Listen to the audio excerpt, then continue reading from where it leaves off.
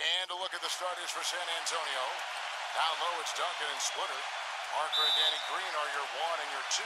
And it's Leonard in at small forward. And for Miami, on the wings, it's D. Wade and LeBron James. Haslam and Bosch up front. And it's Chalmers in at the point guard. Now, here's Green. Leonard. A three-pointer off the mark. Boy, I'm shocked he didn't make that one. He usually knocks that one down with ease.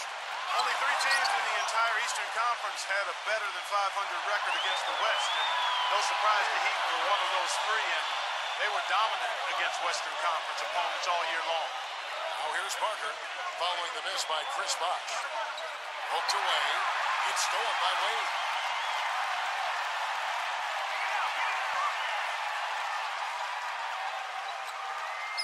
Wade left side. Bosh kicks to Wade.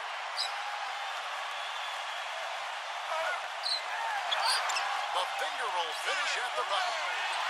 Wade's got the first points up on the board here for Miami. Mark, adding on to what you were saying about the Heat versus the West. We on? 1, 2, 3, go! Waking up in a dream. Welcome to the NBA here on 2K Sports. Friday Hoops Fest coming up next. It's the San Antonio Spurs going up against the Miami Heat. And that'll do it from the studio. Let's get you out to Kevin Harlan and the rest of the 2K Sports broadcast crew at the arena. I'll see you back here at halftime. The week is starting off right. Monday night, and 2K Sports presents the NBA. This is Kevin Harlan here with Steve Kerr and Clark Kellogg. The starting fives for our game. Here are tonight's starting lineups. First for the Spurs, Parker and Danny Green are your 1 and your 2. And in the middle, out of Brazil, taken with the 28th pick back in 2008, the 6'11" pivot man, Thiago Splitter. Then there's Kawhi Leonard, and it's Duncan in at the 4. And for the Heat, Chalmers and D. Wade are the guards. And playing at the 5, the always versatile 6'11" star big man, able to score inside and out, Chris Bosh. And it's LeBron James. And it's Haslam in at the 4. Guys, you go back to the Jordan season a year before last, and the Spurs were the best team on the road. But last year, they weren't nearly as dominant on the road. Still solid when leaving San Antonio, but far from the level they played at a couple of seasons ago.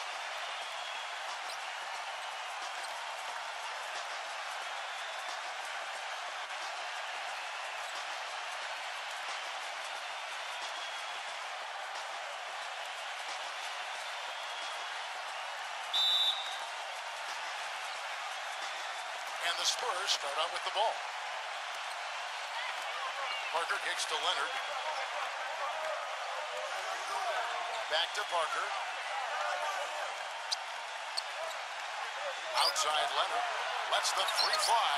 That drops, and it comes off an assist from Parker. Leonard.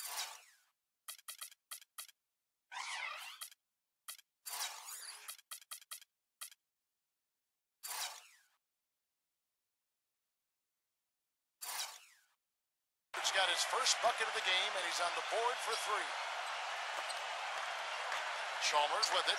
And for the Spurs on the road last season, they would still win 23 games in hostile territory. And while that is more than the 22, Steve, they won in the shortened season, they also lost a fair amount more as well. Well, for the Spurs, Kevin, I think they did what they needed to do. You know, the Spurs manage the regular season. They know when to turn it on and when they can maybe relax a little bit. The big thing is they just want to stay near 500 on the road, protect their home court, and be healthy going into the playoffs, and that puts them in a good position. Green, the pass to Parker, stolen by Wade. Outside Bosh. He dishes it to Chalmers.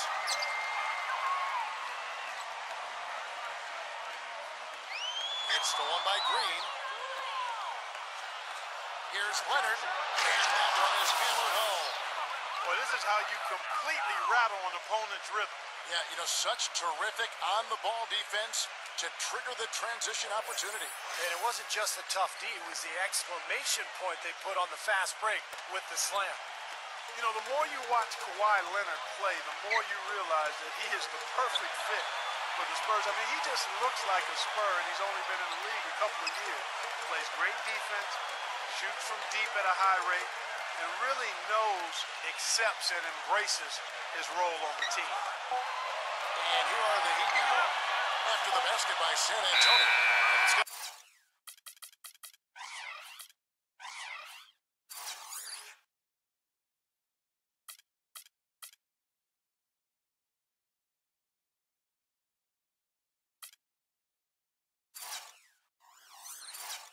be a 24-second shot clock violation. They turn it over.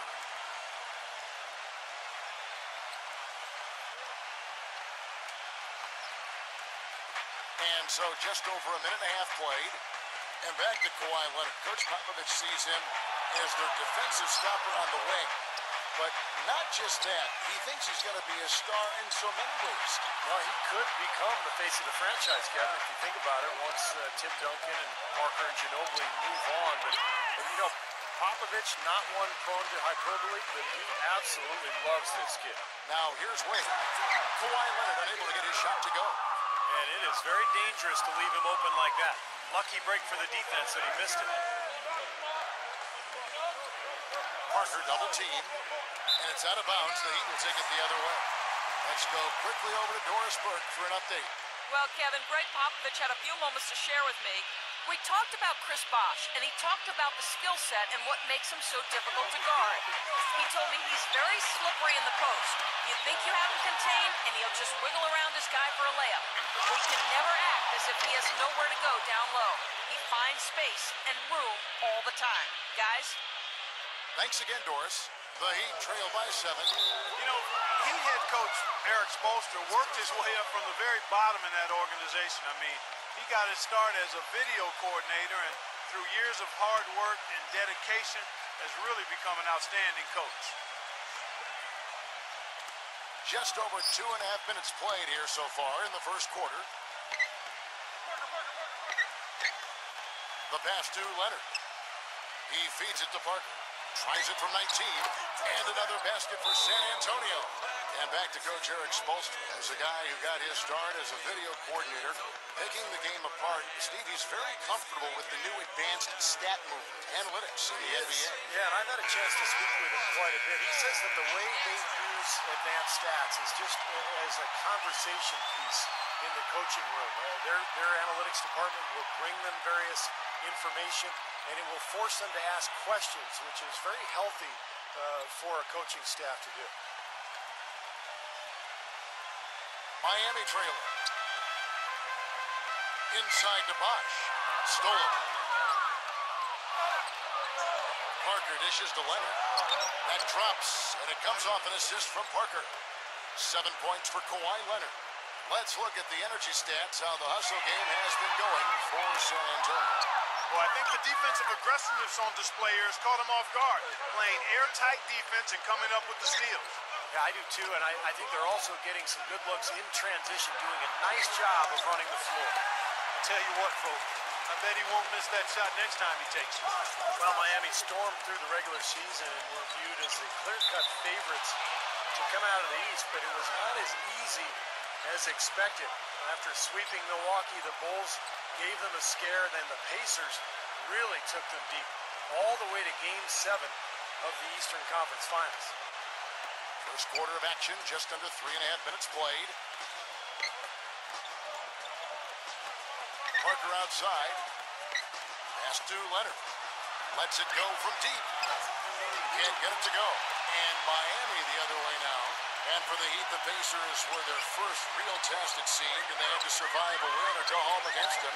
It almost seemed, Clark, to take away any momentum they might have had when they went up against the Spurs in the finals. You know, it's interesting. When I think of momentum in the playoffs, it doesn't carry over from game to game or series to series. I think each game, Kevin, is really an entity in and of itself. That said, Miami found a way, despite being pushed by the Pacers and being pushed by the Spurs, both to Game 7. It came down to LeBron James' brilliance, but also the hot shooting of a complimentary role-playing winner, Shane Battier. San Antonio making a switch here. Matt Bonner, he's checked in for Splitter. Diaw comes in for Tim Duncan. Otto Ginobili's checked in for Kawhi Leonard. And it's Bellinelli in for Daniel Green. LeBron kicks to Haslem. Will it go? And he's knocked off course by the D. The foul called. He'll shoot free throws. They get Boris Diaw. You know, last year LeBron said that he was at his peak as a player, both physically and spiritually. You could see it in his eyes, just so confident. Even when things aren't going well, he now has the fortitude to make his way through that and continue to play and finish the game. And he can't get the first one. Well, when you think about the level that LeBron is playing at right now, Clark, do you think he still has room to improve his game? I think it's just a matter of his experience and picking and choosing his spots. I think his skill set is fantastic, and it's just a matter of staying the course. I don't see much improvement there. He's a terrific shooter from the three and inside the line. He drives it, makes his free throws, passes the ball, rebounds, defends. He wants to be in that 50, 40, 90 club on his shooting percentages, and I think he'll make it happen. I know he's still working with Ray Allen on the free throw shootings. Yeah. That's off target. Not sure why he took that one. That's flat out embarrassing. Stolen by Bosch. Oh, and a fast break for the Heat. Gives him the lead pass. Diaw with the steal. Bellinelli off the pick from Bonner. Feeds it to Ginobili. He kicks it to Diaw. That falls. Nice feed that time from Manu Ginobili. Diaw's got himself going there. His first points of the game on the deep ball. The Heat trail by 15. And out of bounds as San Antonio gains possession. That's a poor possession. You just give away the ball with a sloppy pass. And a new group in for the Heat. Chris Anderson is checked in for Bosch. Battier comes in for Udonis Haslem. Ray Allen is checked in for Dwayne Wade. And it's Norris Cole in for Mario Chalmers. Spurs leading by 15. Kicks to Parker. The feed to Bellinelli. And a miss there on the triple. Miami's gone 0-2 from deep here. Dishes it to Battier. Passes it to Allen. Fires it up. And that's good for two. Allen's got his first basket. Well, Allen is the all-time leader in three-pointers made past Reggie Miller a couple of years ago. So obviously you have to worry about him out there. But what makes Allen so good is that he can also put the ball on the floor, get into the paint, and score at that mid-range area as well. And he really has a fondness for those corners. I mean, you just can't help off of him. Too much of a threat from out there. You've got to stay connected to him. Battier cannot hit. And here we go with Tony Parker. Ginobili. Back to Parker. From deep three-point range. And no good trying to get that one. So as we end the first quarter, already a double-digit ball game. Spurs lead by 15. The second quarter coming up right after this break, so don't go anywhere.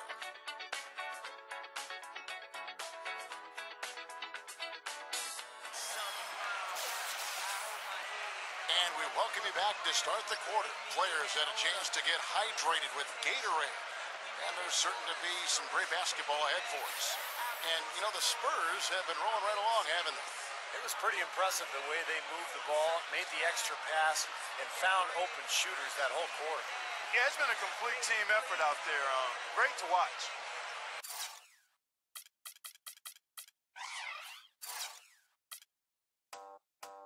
Everybody get up.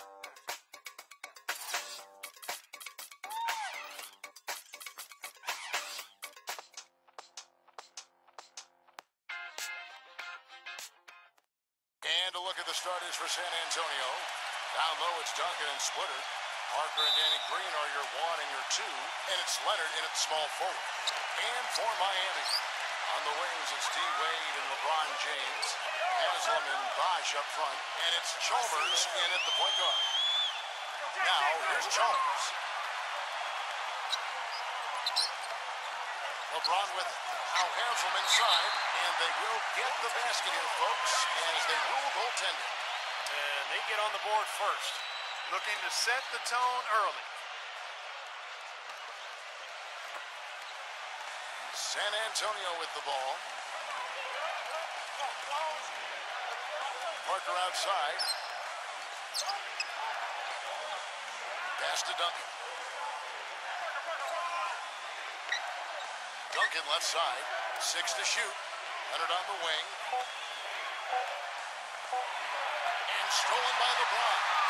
And now the fast break. LeBron with the ball. Boom! He jams it straight down. Now, Clark, that is just ridiculous. Absolutely filthy.